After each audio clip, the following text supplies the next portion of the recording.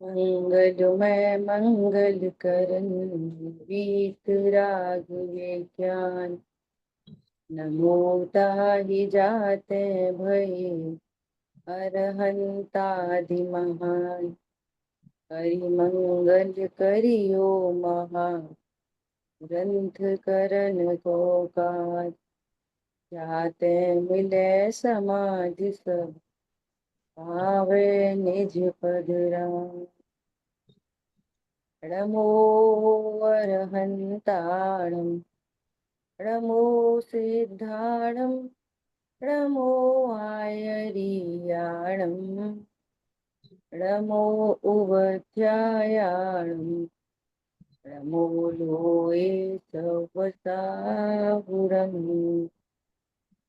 इस भवतरु का मूल एक जानहु मिथ्या भाव। ताको करि निर्मूल अब करिए मोक्ष उपाय। मोक्ष मार्ग प्रकाशक जी ग्रंथ 7वां अधिकार और अपना विषय चल रहा है उभयाभासी मिथ्या दृष्टि।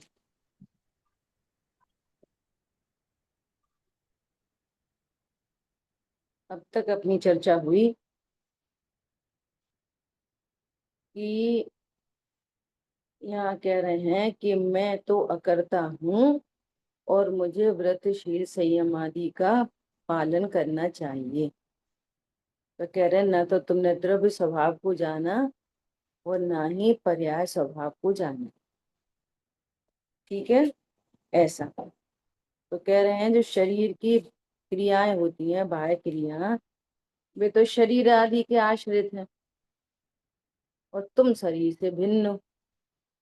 तो जो शरीर से भिन्न है वो शरीर की क्रिया कैसे करे? ख्याल में आई बात? अब शरीर की नास्ती करेंगे तो कहेंगे कि राग आदि तेरी परिणति में हो। ख्याल में आई बात? ऐसा। तो वे राग जो हैं जो तेरी परिणति में होते हैं, वो राग भी तो पुण्य बंध का कारण है। जो पुण्य बंध का कारण है वो मोक्ष का कारण कैसे होएगा? जो बंध का ही कारण है तो मोक्ष का कारण तो वो हो नहीं सकता, है ना? ऐसी बात चल। तब यहाँ आगे बात कर रहे हैं, इसलिए व्रत अव्रत दोनों विकल्प रहित। व्रत का भाव क्या है? शुभ भाव। और अव्रत का भाव है अशुभ भाव, है ना? तो इन दोनों भावों से रहित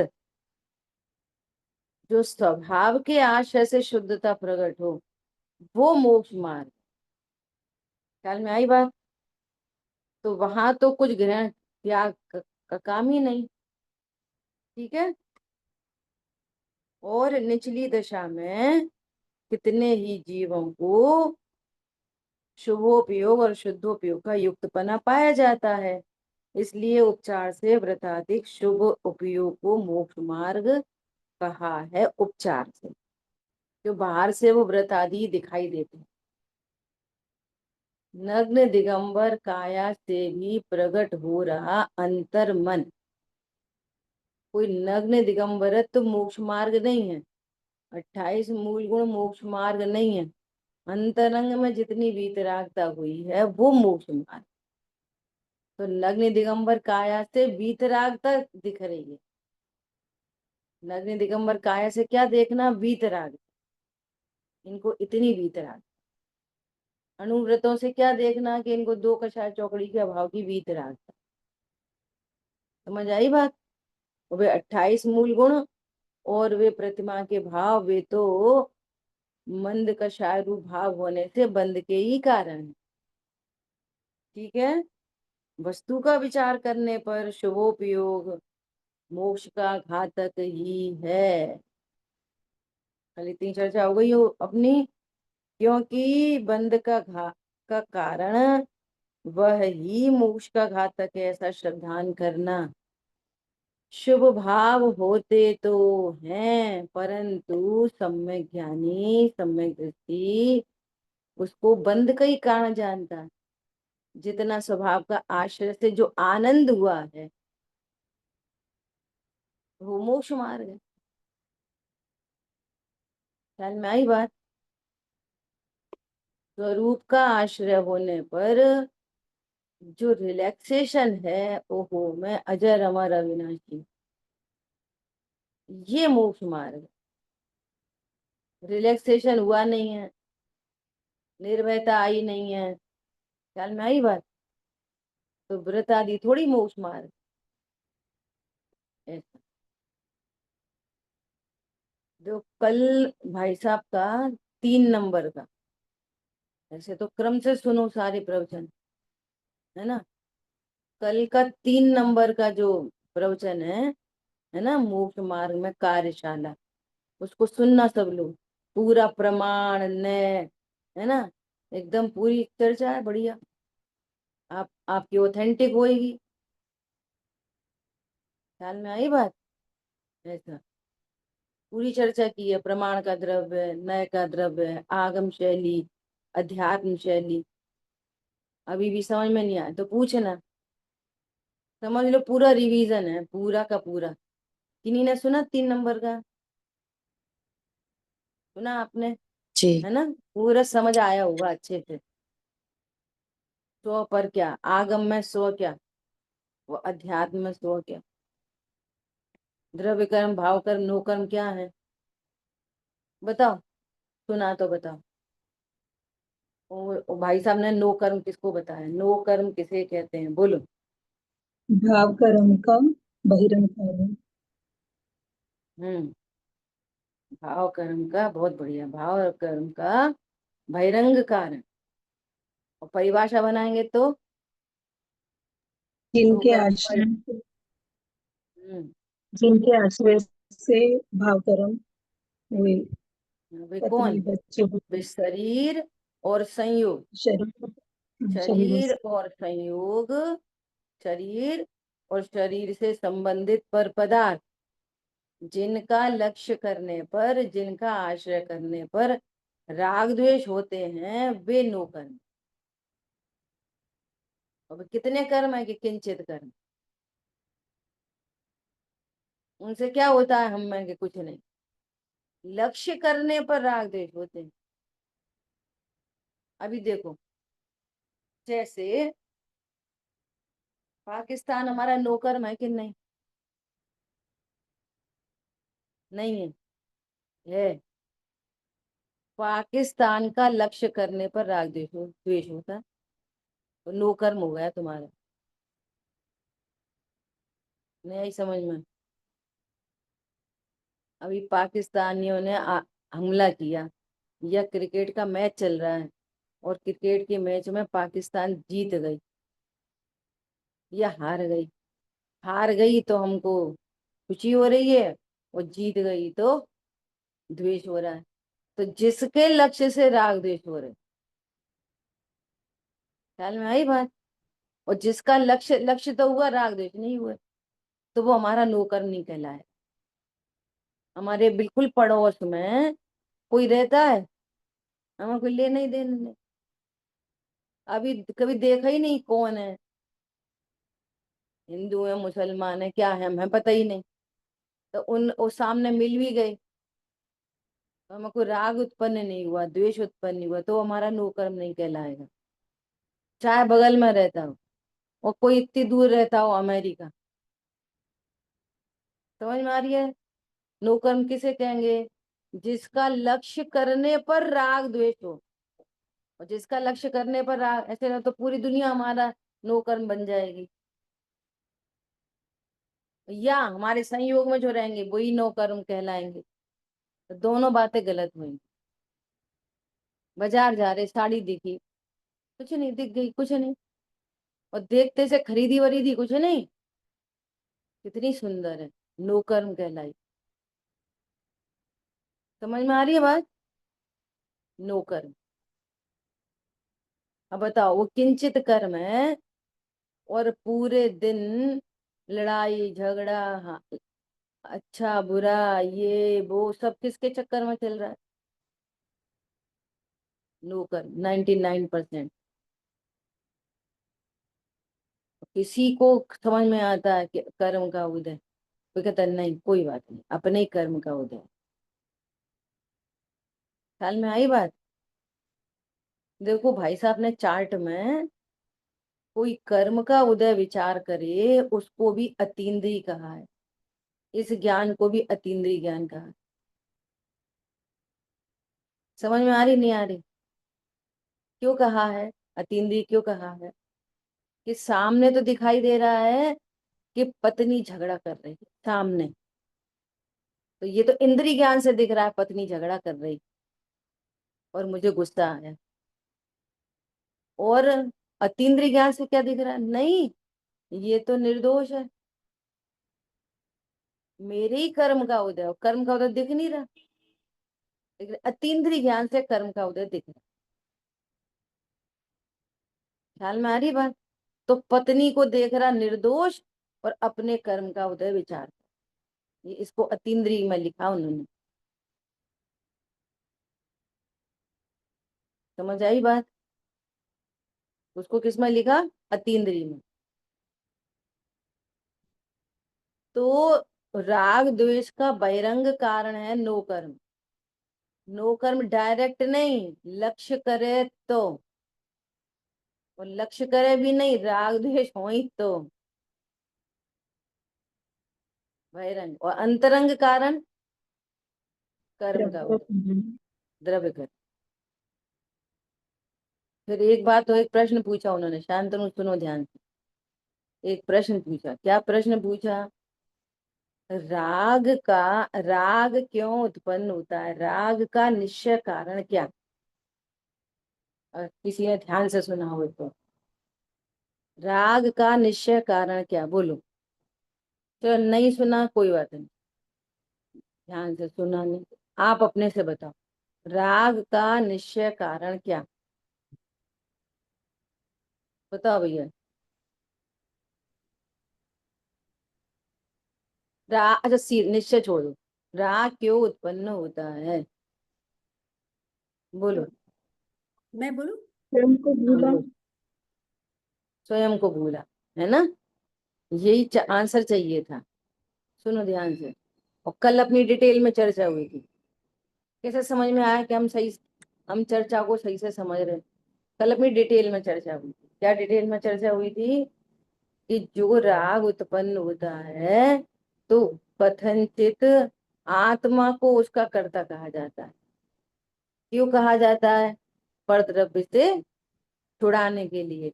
लेकिन यदि आत्मा कर्ता हो तो सदा होए फिर।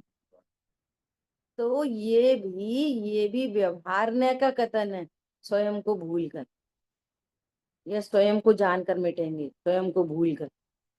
क्यों? राग निश्चय से, अपनी योग्यता से उत्पन्न होता है। क्यों? अपने को जानने के बाद भी राग हो रहा है, व्याप्ति ऊपर तक बैठेगी ना। अपने को भूल कर राग हुआ, तो उसको ये बताने के लिए कि भाई तुम अपने को जानोगे तो राग मिटेगा, पर मैं कुछ करने से राग नहीं मिटेगा। परंतु राग का निश्चय कारण कौन? योग्यता। स्वरूप समझ लिया, अब तो हम भूले नहीं ना, अब तो हमने जान लिया। अब क्यों हो रहा राग? योग्यता। अब उसी योग्यता को कर्म के सेट डाल देंगे। अब ये अप्रत्यक्षान का उदय है ना, इसलिए हो रहा है। ये फिर उपचरित कथन है, स्वभाव का लक्ष्य नहीं हो रहा ना, इसलिए हो रहा है। ये भी उपचरित है। सम्यक दर्शन होने के बाद भी जो राग हो रहा है, क्यों हो रहा है? कि अप्रत्यक्षान का उदय। समझ आई बात? अभी भी राग क्यों हो रहा? स्वरूप समझने के बाद, इस स्वरूप का लक्ष्य नहीं है तो राग हो रहा। तो ये दोनों आंसर कैसे हैं? व्यवहार के, उपचरित। और निश्चय का कथन क्या है? सीधा सीधा अपनी योग्यता से, नो बडी कैन चेंज। अपने समय का भगवान, अनिवार्य है, बदला नहीं जा सकता। समझ में आ रही है बात? ये सारी बातें किस लिए है भैया? जिसको बदला नहीं जा सकता, अपन लोक में भी कहते हैं ना, घर घर भैया उन्हें बदला नहीं जाता तो उनका लक्ष्य छोड़ो। इतना समझाते हुए सुधरते नहीं है, उनका लक्ष्य छोड़ो। ऐसे ही यहाँ पर वो अनिवार्य है तो उसका लक्ष्य छोड़ो, ध्रुव दृष्टि हो गई। ध्रुव दृष्टि से ये सारी बातें सही हैं। अब भैया वो तो बदला नहीं जा सकता, वो तो कर्म के उदय में उत्ता होता ही है, अप्रत्यख्यान होता ही है, गुणस्थान। तो तुम ध्रुव का लक्ष्य नहीं करो, ध्रुव का निश्चय नहीं करो और राग को ही देखते रहो, तो तुम्हारे ये सारे कथन मिथ्या। क्या बोला? सारे कथन क्या होंगे? मिथ्या। ठीक है। बहुत बढ़िया प्रवचन है, सुनना सभी लोग अच्छे से। आगम, अध्यात्म, प्रमाण, न्याय, द्रव्य कर्म, भाव कर्म, नो कर्म क्या चीज है, पूरा एकदम सेटेड चर्चा है। अपनी तो शुरुआत ही इधर से हुई। ऐसे ख्याल में आई बात? चलो आगे।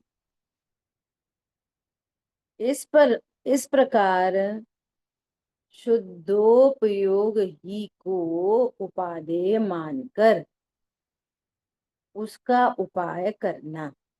भाषा तो वही लिखी जाएगी, है ना?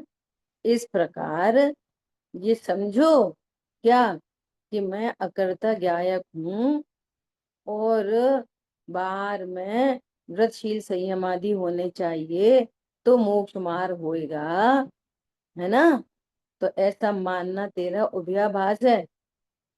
इसलिए राग आदि का जितना अभाव होता है, जितना जितना शुद्धोपयोग होता है, वो शुद्धोपयोग मोक्ष मार्ग है।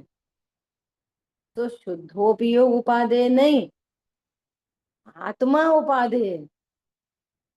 क्या बोला जाएगा? शुद्धोपयोग ही उपादेय है। मतलब संवर निजरा प्रकट करने योग्य उपादेय है, आश्रय भूत उपादेय नहीं है संवर निजरा। लिखा ऐसा मिलेगा और समझ, उन्होंने पूरा बोल दिया। क्या बोल दिया? जो 15-18 साल पहले यात्रा में बोला था ना, अपना कन्वर्टर लगा के जिनवाणी सुनो, वही के वही शब्द बोले थे उन्होंने उसमें। व्यवहार के कथन मिलेंगे जिनवाणी में। आप वक्ता के कथनों को नहीं बदल सकते, जिनवाणी के कथन को नहीं बदल सकते। आपने सही तत्व ज्ञान किया है तो अपना कन्वर्टर लगा के बैठ, यहाँ पे ऐसे ही नहीं पड़ जाना। कैसा? कि इस प्रकार शुद्धोपयोग को ही उपादेय मानकर उसका उपाय करना। क्या इसमें से निश्चय करने से निकालोगे? इसमें से शुद्धोपयोग प्रकट करने योग्य उपादेय है, आश्रयभूत नहीं। और आत्मा हूं ऐसा आश्रय करना ही शुद्धोपयोग है, वो हो जाएगा। हर व्यवहार के कथन से परमार्थ निकालना, तब तो आप जिनवाणी पढ़ना सीखोगे। समझ आई बात? ऐसा। और शुभोपयोग अशुभोपयोग दोनों को, शुभोपयोग और अशुभोपयोग दोनों को क्या जानना? ये जानकर उनके त्याग का उपाय कर। अब देखो ये शैली है चरणानियों की। दोनों को हे जानकर, हे जानकर मतलब ये आश्रय बंद है ऐसा जानना, हे जानना। ये बंद के कारण है ऐसा जानना ही हे जानना है। हे जानना मतलब सीधा सीधा अस्ति नास्ति से अर्थ करो। हे जानना मतलब उपादेय नहीं, सीधा अर्थ तो ये है। व्रतशील संयमादि शुभ भाव होने से उपादेय नहीं। क्या बोला? व्रतशील संयमादि क्या है? हे है मतलब उपादेय नहीं, इनसे कुछ लाभ नहीं, ये मोक्ष मार्ग में लाभदायक नहीं है, बल्कि मोक्ष मार्ग के घातक हैं। ये हे का अर्थ है सीधा सीधा। करो छोड़ो मत करो नहीं करो, और लिख क्या लिखा है? त्याग करना। पूजा में लिखा रहता है ना, पूजन में, मैं पाप तो तजा है, अब पुण्य भी तजूंगा। तो जैसे तुमने पाप को तजा है वैसे ही पुण्य को तजाएंगे। कैसे पाप को कैसे तजा? कि पाप रखा था तो छोड़ दिया। कैसे तजा पाप को? एक एक पूजा के भी अर्थ होने चाहिए अच्छे से। पाप को कैसे तज दिया? शुभ उससे भाव, शुभ भाव उत्पन्न हुआ तो पाप उत्पन्न नहीं हुआ। बोलो रिंपी बहन, क्या बोल रहे थे आप? उससे भिन्न अपने आप को देखा। हाँ, भिन्न अपने आप को देखा। अब शुभ भाव तो भी परिणति में उत्पन्न हो रहा है ना, अशुभ भाव उत्पन्न हो रहा। तो कैसे करेंगे? कि शुभ भाव उत्पन्न हुआ तो अशुभ छूट गया। अब शुद्ध भाव उत्पन्न होगा तो पुण्य भी उत्पन्न नहीं होगा, दोनों का अभाव हो जाएगा। शुभ भाव के द्वारा अशुभ का त्याग हुआ और शुद्ध भाव के द्वारा शुभ का भी त्याग हो गया। ऐसे त्याग। पूजा का किया विसर्जन प्रभु, तुम सम ही निज में थिर हूं। तो शुभ भाव भी नहीं रहा, शुद्धोपयोग हो गए। ख्याल में आई कैसे तजोगे? भिन्न तो जाना ही है। ख्याल में आई बात? अपरिणति की तरफ से बात है। शुभोपयोग अशुभोपयोग को हे जानकर उनके त्याग का उपाय करना। चरणान योग में जितना भी व्रतशील संयम आदि का उपदेश है वो काय के लिए है? अशुभ से बचाने के लिए और शुभ में लाने के लिए। ख्याल में आई बात? और और यहाँ द्रव्यान क्या बताएगा? कि ये शुभ भी बंध का कारण है। तुम तो स्वभाव का आश्रय करोगे तो निर्बंध होगे। वो दोनों आश्रय बंध तत्व हैं। ठीक है। जहां शुद्धोपयोग न हो सके, देखो उपदेश शैली कैसी है। जहां शुद्धोपयोग न हो सके वहां अशुभोपयोग को छोड़कर शुभ में ही प्रवर्तन करना। देखो क्या बोल रहे हैं। जहां, अब शुद्धोपयोग हर समय तो होगा नहीं। हर समय तो किनको होता है? अरंतों को, सिद्धों को। सम्यक दृष्टि को क्षण क्षण में थोड़ी देर के लिए होगा, फिर अंतराल पड़ेगा, फिर क्षण मात्र के लिए होगा, फिर अंतराल पड़ेगा। मुनिराज को क्षण क्षण होता है, 1.5 सेकंड, 0.5 सेकंड। समझ में आ रही है ना? चौथे पांचवें गुणस्थान वर्ती को 1 महीने का, 2 महीने का, 6 महीने तक का गैप पड़ जाए। पंचम गुणस्थान वर्ती को 15-15 दिन का गैप पड़ जाए, 10 दिन का गैप पड़ जाए। तो अब गैप पड़ेगा तो उस गैप में क्या होएगा? तो वो शुद्धोपयोग जो हुआ था ना, तो उसकी वीतराग धारा तो चल रही है कंटिन्यूटी में, लेकिन उपयोगात्मक अनुभूति तो लगातार नहीं है। एक धारा चल रही है वीतराग तक, है ना? उतना आनंद तो हर समय बरत रहा है। अशुभ के काल में ही बरत रहा है, शुभ के काल में ही बरत रहा है। उतना आनंद तो हर समय चल ही रहा है। ये उपयोगात्मक अनुभूति सदा नहीं होती है। तो उपयोगात्मक अशुभ उपयोग भी होएगा, उपयोगात्मक शुभ उपयोग भी होएगा। तो उपदेश क्या देंगे? उपदेश तो ये देंगे कि तुम भैया अशुभ से बचो, शुभ में लगो। ये उपदेश, उपदेश शैली ये है। और वस्तु स्वरूप क्या है? वस्तु स्वरूप कि जितना अशुभ योग्यता प्रमाण होगा वो होगा, और जितना शुभ होगा उतना ही होगा। समझ आ रही बात? ये वस्तु स्वरूप है और ये उपदेश। उपदेश तो यही बोध दिया जाएगा क्या? कि भैया अशुभ से बचो। तो कितना बचेगा? कि योग्यता प्रमाण। कितना बचेगा? जितना बंद नहीं होना उतना, तीव्र बंद नहीं होना उतना। ख्याल में आ रही है बात? ऐसा। तो क्या कह रहे हैं, जहां शुद्धोपयोग ना हो सके वहां शुभोपयोग को छोड़कर शुभ में प्रवर्तन करना, क्योंकि शुभोपयोग की अपेक्षा अशुभोपयोग में अशुद्धता की अधिकता है। वहां कषाय तीव्र है, वहां दुख ज्यादा है, शुभ में दुख कम है। इतना अंतर तो है। दोनों आश्रम हैं, लेकिन एक में तीव्र दुख है और एक में मंद दुख है। दोनों में दुख ही है। सुख तो शुद्धोपयोग में, सुख तो वीतरागता में। ख्याल में आई बात? तो ऐसा उपदेश दें। और होना जाना कैसा है? योग्यता प्रमाण।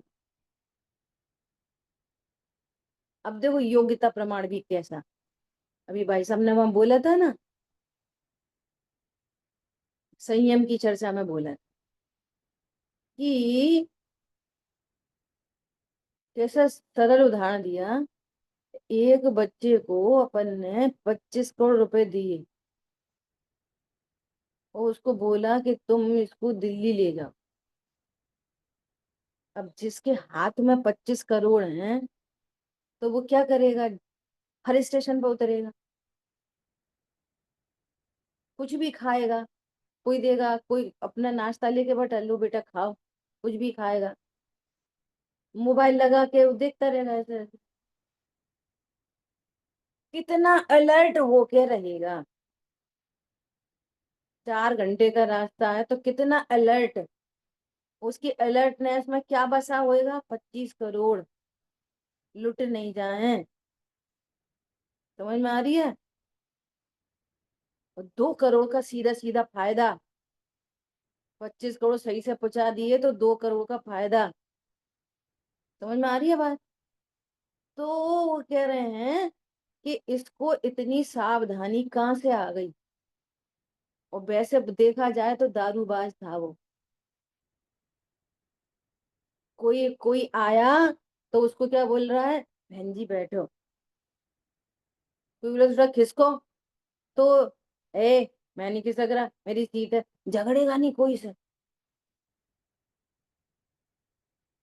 सरक जाएगा। अपन घुस पुच में बैठा होगा तो भी खिसक जाएगा। बैठो बहन जी, भाई सब बैठो। और नहीं तो,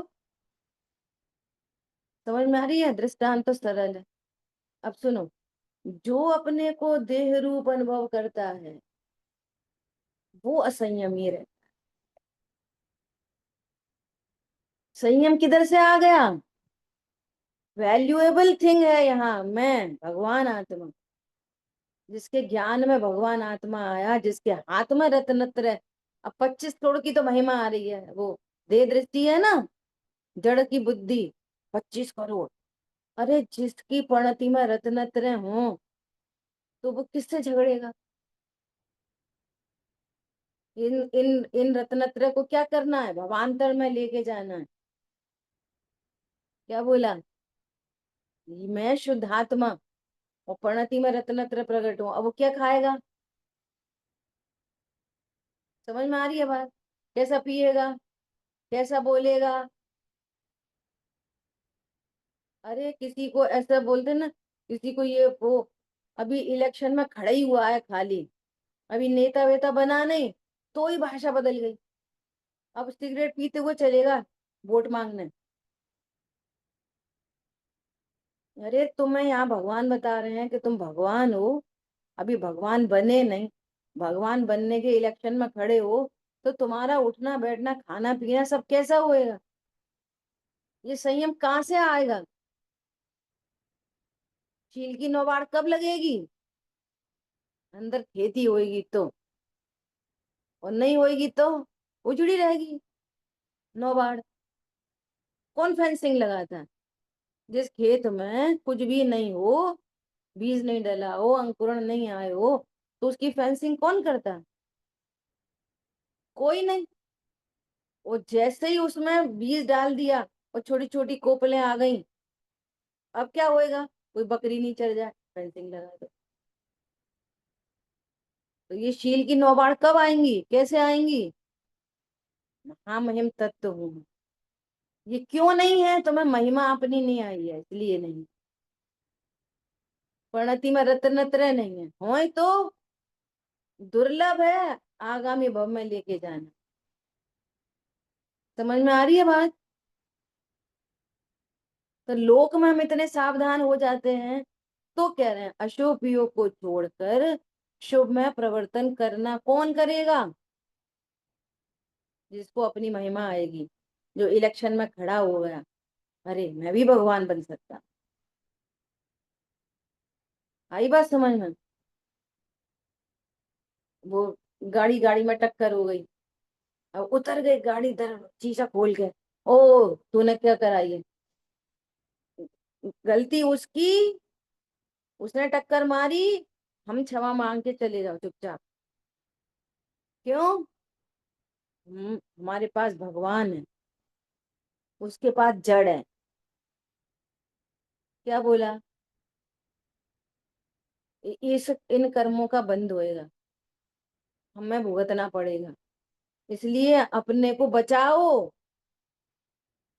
तो हम तो बिल्कुल, सुन, तू लड़के घर पिट के मत आना, घर में नहीं पिटाई करेंगे तेरी। एक जमाना था, तब ऐसे ही कहते थे, पिट के मत आना कोई का नहीं, घर में और पीटेंगे। अपनी लड़ाई खुद निपटा के आओ। मम्मी पापा की वो नहीं चाहिए बिल्कुल, कि हम तुम्हारे लिए हम नहीं लड़ने जाएंगे। नहीं भैया, तुम पिट के आ जाओ, शांति से घर आ जाओ तुरंत से। समझ आ रही है बात? पूरी दिशा बदल जाती है, पूरी दृष्टि बदल जाती है। सुनो, अब वास्तव में वो पिटा, हम नहीं पिटे, हमारी तो निर्जरा हो गई। अब तो गणित ही बदल गया पूरा। नहीं आई समझ में? हमारी तो सविभाग निर्जरा हो गई, हमने किसी को क्षमा ही किया है, तो हमको कम अशुद्धता हुई है, उसकी वो जाने। भाड़ में नहीं जाए, वो भी भगवान बन जाए। भाड़ में जाए, ये भाड़ में कहाँ से चले जाए? समझ में आ रही नहीं आ रही? तो लड्डू वो गोपाल होके जिए, कि लड्डू गोपाल होके नहीं जियो, भगवान बन के जियो। मैं परमात्मा हूँ, मुझसे कुछ नहीं कहा। कोई मैं बंटवारा नहीं दे भैया, मत दो, तुम रखो, हमसे और ले लो। समझ में आ रही है बात? क्यों? हम परमात्मा हैं, परमाणु मात्र मेरा नहीं। क्या बोला? और जो अभी छोड़ता है, लालच नहीं करना, वस्तु स्वरूप बता रहे, अभी छोड़ता है वो, उसको रत्न मिलते हैं, स्वर्ग आदि में जाता है। बहुत बड़ी एफडी खुलती है वहां पे। क्या? समझ में आ रही है बात? गजब का मामला है। तो उपदेश ऐसे दिया जाता है। उपदेश क्या दिया जाएगा? अशुभ में प्रवर्तन नहीं करो, शुभ में प्रवर्तन करो, ये उपदेश है। वस्तु स्वरूप कैसा है? जैसी योग्यता होगी वैसा होएगा, जैसे कर्म बंधने नहीं बंधने, कम बंधने जाए। देखो, बिल्कुल किनारे पर खड़े थे पांचों मुनिराज, पांडव, एकदम किनारे पे, भावलिंगी सन, श्रेणी भी मार दी, उनने छपक मार दी, इनने उपशम श्रेणी मार दी। बोलो योग्यता ही तो है, उसी में भाव आ गया, तो गुलिस्तान गिर गया कि भाई ये मुनिराज कैसे सहन करते होंगे। शुभ भाव था, अशुभ तो था नहीं। अब योग्यता ही तो है। राग कैसे होता है? योग्यता। सर्वार वे मोक्ष चले गए, जो सर्वार सिद्धि। चौथा गुलिस्तान, और कहाँ अनंत सुख, और कहाँ एक अकेली कषाय के अभाव रूप सुख। विचार करो। अब फिर जन्मेंगे, फिर उल्टे लटकेंगे, फिर होएगा, फिर कार्यक्रम बनेगा, ABCD पढ़ो फिर दोबारा से। ख्याल में आ रही है बात? वो शुभोपयोग भी कैसा है? बंद का सर्वार सिद्धि का कारण बन गया। ठीक है, तो क्या कह रहे हैं, जहाँ शुद्धोपयोग ना हो सके वहां अशुभयोग को छोड़कर शुभ में ही प्रवर्तन करना, क्योंकि शुभोपयोग की अपेक्षा अशुभयोग में अशुद्धता की अधिकता है।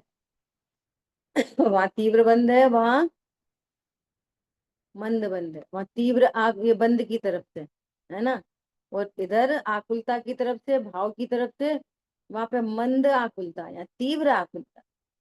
तुम ही ज्यादा दुखी होगे, ऐसा। तथा शुद्धोपयोग हो, तब तो परद्रव्य का साक्षीभूत ही रहता है। वहां तो कुछ परद्रव्य का प्रयोजन ही नहीं रहा। आंख बंद होए तो, वो बोल रहे हैं आंख बंद होए तो कुछ अकर्ता। समझ में आ रही है? कोई परद्रव्य का प्रयोजन ही, मैं तो ध्रुव हूँ।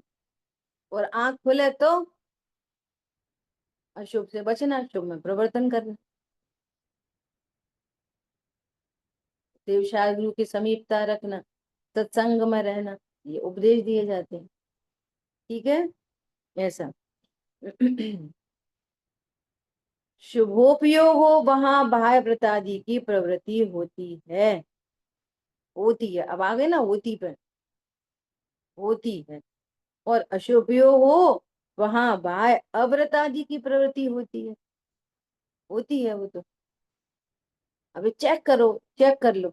जैसे अष्टानी का पर्व चल रहा है ना, तो अब विचार करते हैं कि नहीं अष्टानिका में अपन हरी नहीं खाएंगे, तो स्वास्थ्य भी देखना है, तो 3 हरी रख लेंगे, 2 हरी रख लेंगे, है ना, ऐसा।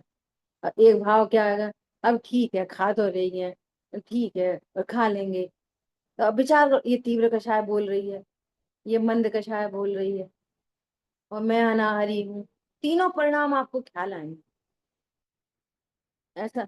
अब 8 दिन अपन पूरा एक टाइम ही भोजन करेंगे, अरे नहीं ठीक है, पता नहीं भूख लगी तो तुरंत समझ लो जी मोह बोलने लगा। किसको लगी भूख, मैं तो अनाहारी। समझ में आ रही है बात? आप पहचान करोगे, ये तीव्र कषाय है बोल रही है, ये मंद कषाय। वो ज्ञान में जानने में आते हैं ना भाव। मैं ज्ञान हूं, मैं कषाय हूँ, मैं तो ज्ञान हूँ।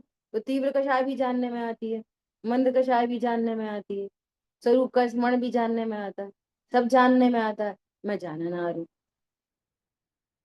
ख्याल में आई बात? तो मोह के चक्कर में नहीं पड़ना।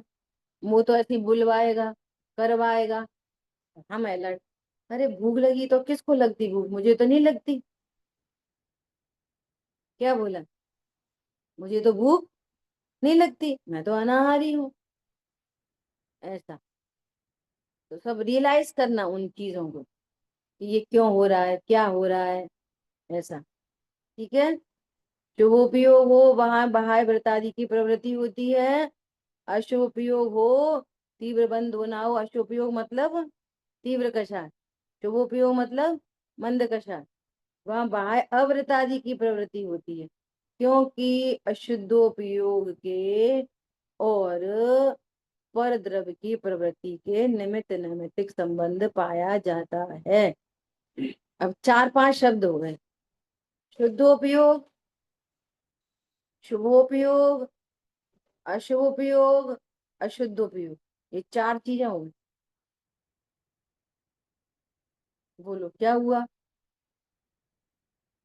शुद्धोपयोग मतलब वीतरागता, ठीक है।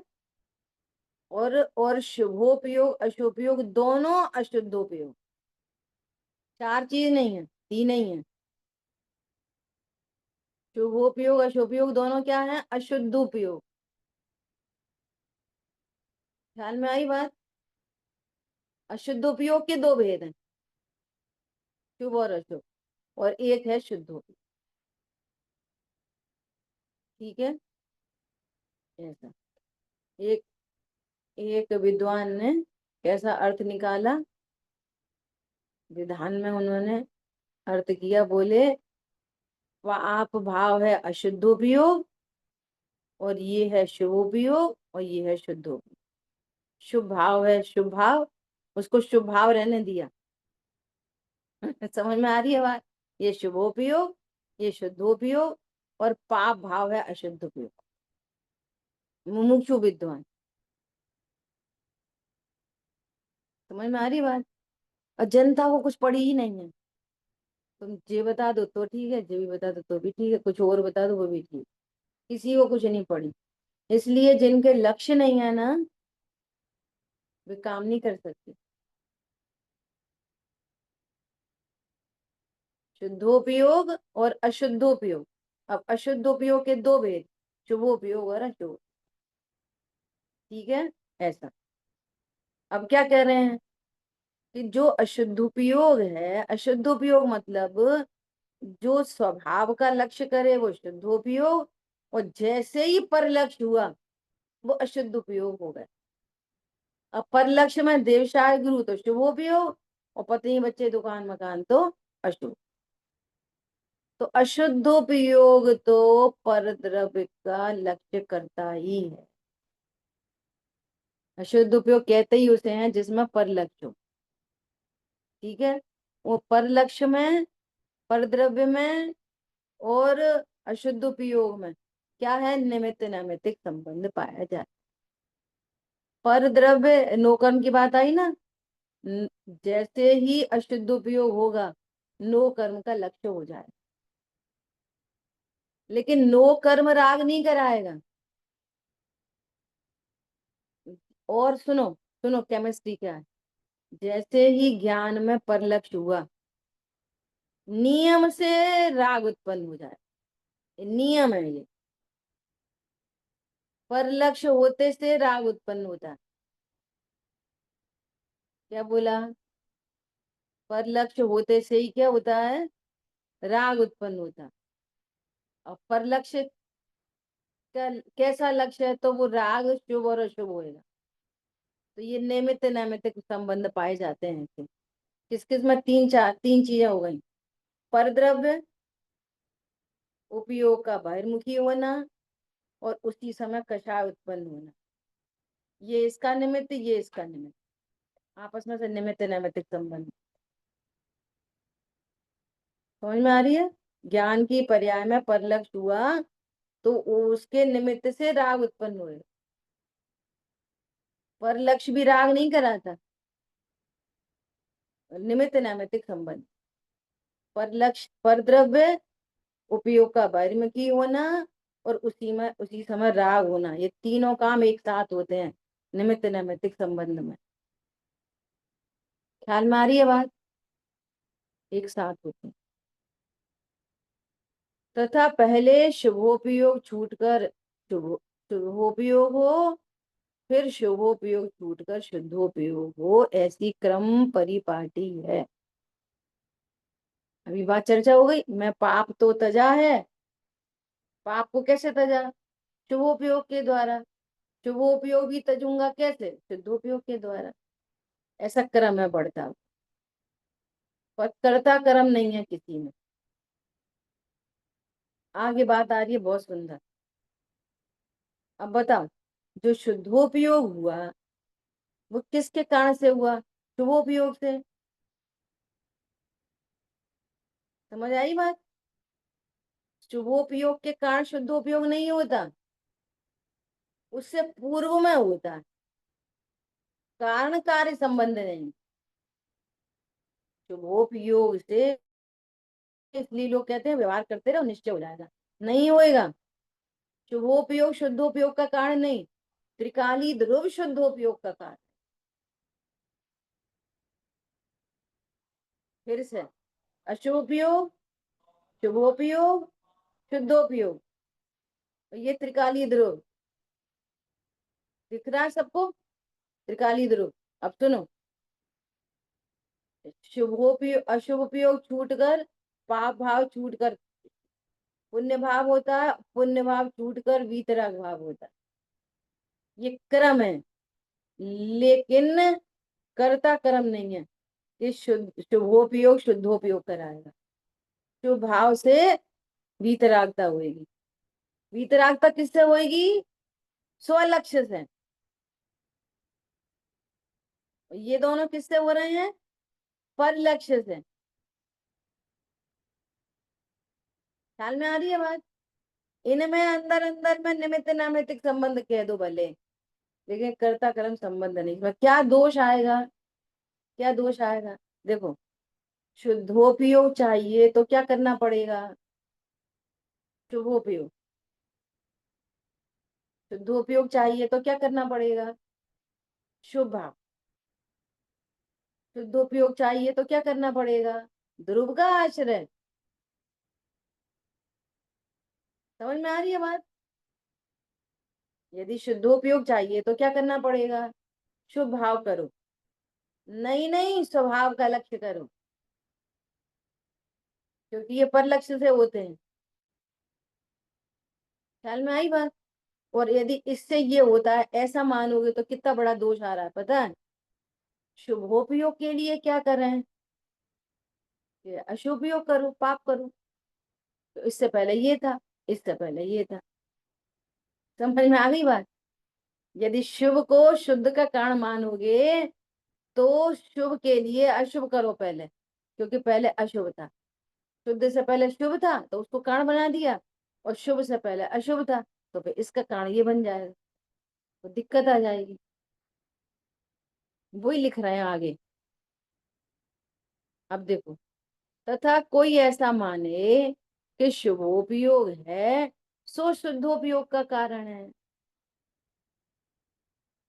तो जैसे अशुभोपयोग छूटकर शुभोपयोग होता है, वैसे शुभोपयोग छूटकर शुद्धोपयोग होता है।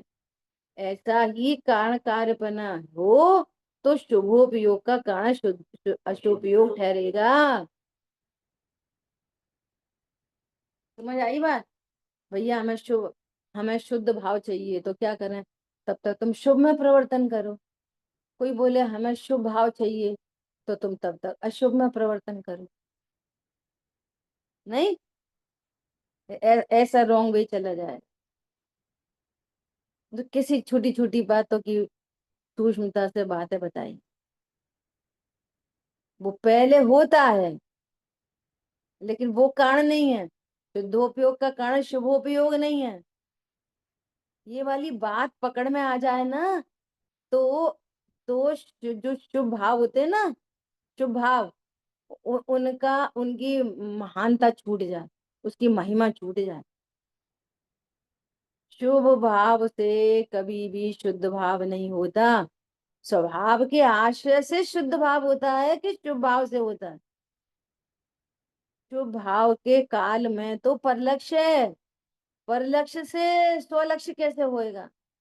परलक्ष्य छूटकर स्व का लक्ष्य होएगा, और जब तक परलक्ष्य है तब तक शुभ अशुभ में झूलता रहेगा। और परलक्ष्य होने पर भी लगातार शुभ नहीं होता, वो फिरता रहता है शुभ अशुभ शुभ अशुभ शुभ अशुभ में। अब देख लो, पूजा करो, विधान करो, देख लो। थोड़ी देर पूजा की लाइनों में उपयोग आता, कितनी अच्छी लाइनें लिखी हैं। द्रव्य दृष्टि से अति पवित्र परिणति मात्र पावन। फिर माँ चली गई, उपयोग कहाँ चला गया? चावल पे। फिर चावल ही ऐसे ऐसे होने लगे। सही कर दो, थाली में बहुत बिखर गए। जैसे घर में सामान बिखर जाता है, ऐसे थाली बेगंदी सी लगने लगती है। तो फिर उसको सही कर दो, वो उसमें लोंग लोंग में कर दो, बोल में कर दो, फिर केवल रवि किरणों से जिसका भी, ऐसे चलता रहता है। समझ में आ रही है? फिर उधर चली जाती है, फिर दूसरा पलक है, अच्छा भाभी जी आ गई, केवल रवि किरणों, ऐसे चलते रहती है पूजा। समझ में आ रही है? वो पर लक्ष्य बदलते रहते हैं, क्षण क्षण, क्षण क्षण कषाय तीव्र मंद होती रहती है। दो तरीके हैं, शुभ भाव में दो तरीके हैं। शुभ भाव छूट कर या तो अशुभ में चला जाए, या शुभ भाव छूट कर शुद्ध में चला। शुद्ध में जाने के लिए तो स्वलक्ष्य चाहिए, पर लक्ष्य होते होते कोई स्वलक्ष्य में थोड़ी कर लेता है। समझ में आ रही है बात? साइंस है पूरी। अथवा द्रव्यलिंगी के शुभोपयोग तो उत्कृष्ट होता है, शुद्धोपयोग तो होता ही नहीं है। बता, अभी भी नहीं समझ में आ रही कि इतने उत्कृष्ट परिणाम और उनसे मोक्ष मार्ग नहीं शुरू हुआ। सात तत्व का निर्णय करना कितनी बड़ी बात है, तो भी हम अपने शुभ अशुभ शुभ भावों से, छोड़ो अशुभ से भी अहंकार करते हैं। हमने इतनी पूजा, हमने इतना खाया, हमने इतना छोड़ दिया, बस देह दृष्टि। हमने कितना खाया, इतना खाया, हमें एक ही बार खाया। हमने एक दिन छोड़ के एक दिन बाद खाया, एक दिन खाया एक दिन उपवास, एक दिन खाया एक दिन उपवास। किसको देख के बोल रहे? कौन बसा है तुम्हारे चित्त में? समझ में आ रही बात? हमने इतनी पूजा करी, इतनी नहीं करी, तो कौन करता है पूजा? बोलो। और मैं ध्रुव हूँ, परमात्मा हूँ, ना कोई ग्रहण है, ना त्याग है, ना कुछ करना है, ना दंड। ये सारे परिणाम मेरे ज्ञान में, ये सारी क्रियाएं मेरे ज्ञान में झलकी, यथा योग्य हुई।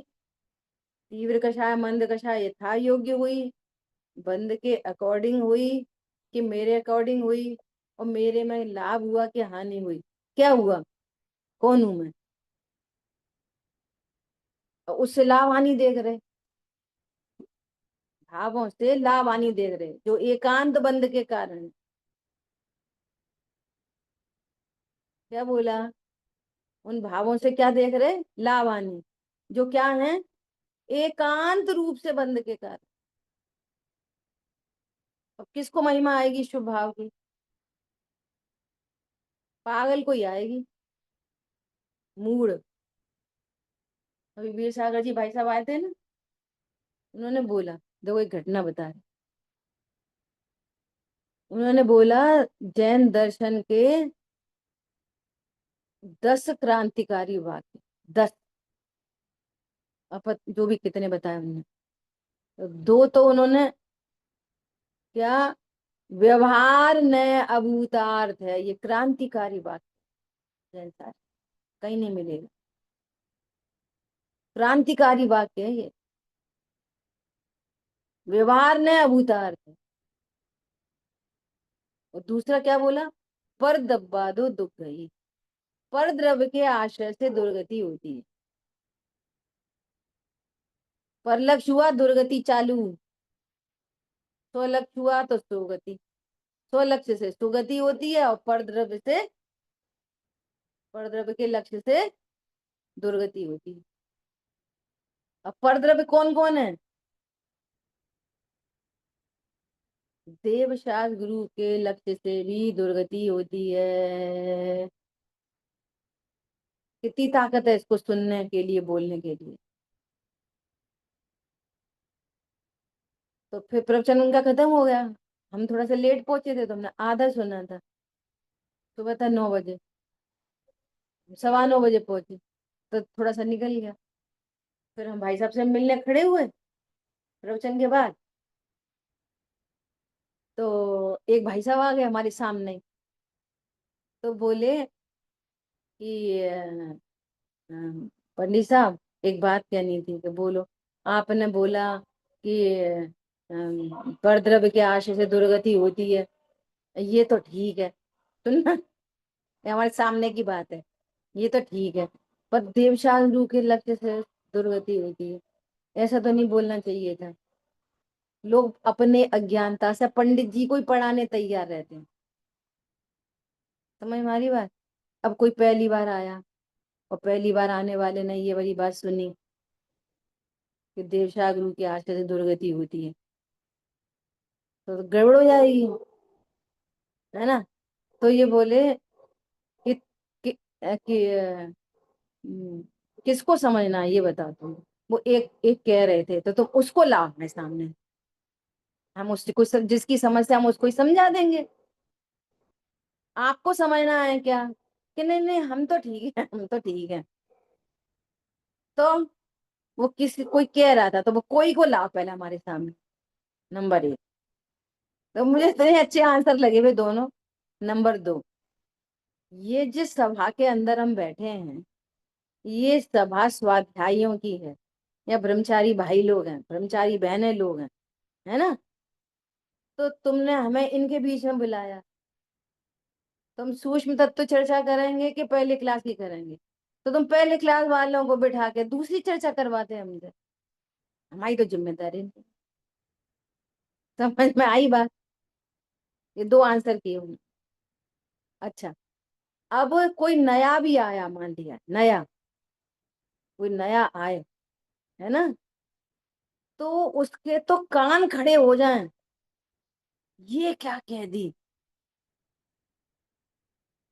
इसका मतलब धर्म कोई और चीज है।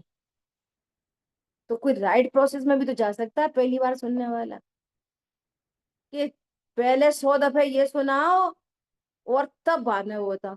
पहले आश्रम को उपाधेय बोलो, बाद में आश्रम को हे बोलो। ये कौन सी विधि हुई? तुम्हें गाड़ी चलानी सीखनी है और दिल्ली जाना है, तो सीखो झांसी की तरफ और फिर बाद में जाना दिल्ली, तो और दिल्ली से दूर हो जाओ। ये कौन सी समझदारी है? समझ में आ रही है बात? और इसके एग्जाम्पल कौन है? गुरुदेव श्री। उन्होंने कभी नहीं आत्मा से नीची बात उन्होंने कभी नहीं की, और कभी नहीं की तो गुरुदेव श्री के काल में कितने लोग चमक गए।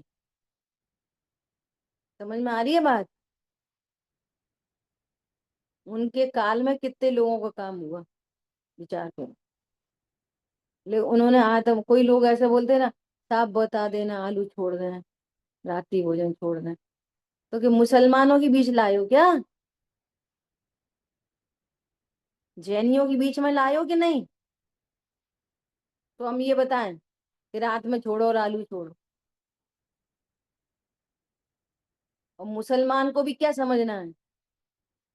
मैं आत्मा हूं ये समझना है कि वो आलू प्याज छुड़ाना है उससे? वो भी परमात्मा है कि खाता है? समझ में आ रही है बात? विचार करो बहुत गंभीरता से। तो क्या बोल रहे हैं? द्रव्यलिंगी के शुभोपयोग तो उत्कृष्ट होता है, शुभ शुद्धोपयोग होता ही नहीं। इसलिए परमार्थ से इनके कारण कार्य बना है नहीं, कि हम बहुत शुभोपयोग करेंगे तो शुद्ध हो जाएगा, व्यवहार करते करते निश्चय हो जाएगा, स्वाध्याय करते करते सम्यक सम्यक ज्ञान हो जाएगा, देव शास्त्र की श्रद्धा करते करते आत्म श्रद्धा हो जाएगी। बोलो। और छना पानी पीते पीते उपवास करते करते वीतरागता हो जाएगी। समझ में आ रही है बात? तो गुरुदेव श्री कहते, लहसुन खाते खाते कब केसर की डकार आएगी? बताओ, विचार करना बहुत गंभीरता से। जैसे रोगी को बहुत रोग था, पश्चात अल्प रोग रहा, तो वह अल्प रोग तो निरोग होने का कारण है नहीं। पहले तीव्र रोग था, अब मंद रोग है। अशुभ भाव तीव्र रोग है, शुभ भाव मंद रोग है। रोग से रहित तो नहीं हुए, रोग से रहित तो वीतरागता होने पर होंगे। ख्याल में आई बात? इतना है कि अल्प रोग रहने पर निरोग होने का उपाय करे तो हो जाए, परंतु अल्प रोग को ही भला जानकर उसको रखने का यत्न करे तो निरोग कैसे हो? 103 बुखार था, अब 101 बुखार हो गया। अब 101 बुखार में भूख प्यास सब लगने लग गई, थोड़ा थोड़ा काम करने लग गए, तो 101 बना रहने दो, टीबी हो जाएगी। समझ आ गई बात? पूरा ही रोग मिटे तब बात है ऐसा। तो क्या बोल रहे हैं? उसी प्रकार कसाई के तीव्र कषाय रूप, कसाई के देखो कसाई के तीव्र कषाय रूप अशुपयोग था, उसी कसाई के बाद में मंद कषाय रूप शुभोपयोग हुआ। तो शुभोपयोग किसको होता है? कसाई को। और हम कह रहे हैं कि हम बड़े धर्मात्मा। तुम धर्मात्मा हो कसाई हो? जो कि साफ साफ लिखा है ना? तो वह शुभोपयोग तो नेकसा शुद्धोपयोग होने का कारण है नहीं। इतना है कि शुभोपयोग होने पर शुद्धोपयोग का यत्न करे तो हो जाए। शुभोपयोग में आकर यत्न करे, यत्न, पुरुषार्थ। है ना। परंतु अब और सुनना, चलो भाई ये 3 4 लाइन। परंतु यदि शुभोपयोग को ही भला जानकर उसका साधन किया करे तो शुद्धोपयोग कैसे हो। इसलिए मिथ्या दृष्टि का शुभोपयोग तो शुद्धोपयोग का कारण है नहीं। सम्यक दृष्टि को शुभोपयोग होने पर निकट शुद्धोपयोग प्राप्त हो, ऐसी मुख्यता से कहीं शुभोपयोग को शुद्धोपयोग का कारण भी कहते हैं, ऐसा जानना। अब सुनो, शुभोपयोग की भी बहुत वैरायटी है। चलो इसकी चर्चा कल करेंगे, नहीं तो कौन सा शुभोपयोग शुद्धोपयोग में कारण बनेगा। तो मैंने देवशास्त्र के स्वरूप का ठिकाना, न छह द्रव्य सात तत्व का ठिकाना, ऐसा शुभ उपयोग तो शुद्धोपयोग को कारण ही नहीं बनेगा। शुभोपयोग तो उसको भी कहते हैं जो रोज आके वो अभिषेक करता है, प्रक्षाल करता है, पूजा करता है, उसको भी शुभ भाव कहते हैं। लेकिन ऐसा शुभ भाव तो शुद्धोपयोग का कारण बनता ही नहीं है। कौन बनता है। देव शास्त्र का निर्णय करे, छह द्रव्य सात तत्व का निर्णय करे, फिर स्वपर भेद विज्ञान करे, और फिर अकेले आत्म विकल्प भी रहते हैं ना, वहां तक शुभोपयोग है। जहां तक स्वलक्ष्य नहीं हुआ और आत्म विकल्प है, उसको सविकल्प निर्णय कहते हैं। सविकल्प जब तक राग उत्पन्न हो रहा है। समझ आई बात। शेष चर्चा पर। जिन वाणी के ज्ञान से सूझे लोकालोक, तो वाणी मस्तक नमी सदा दे तुम धूप। बोलिए तो श्यामयी जिन वाणी माता की। जय जिनेन्द्र।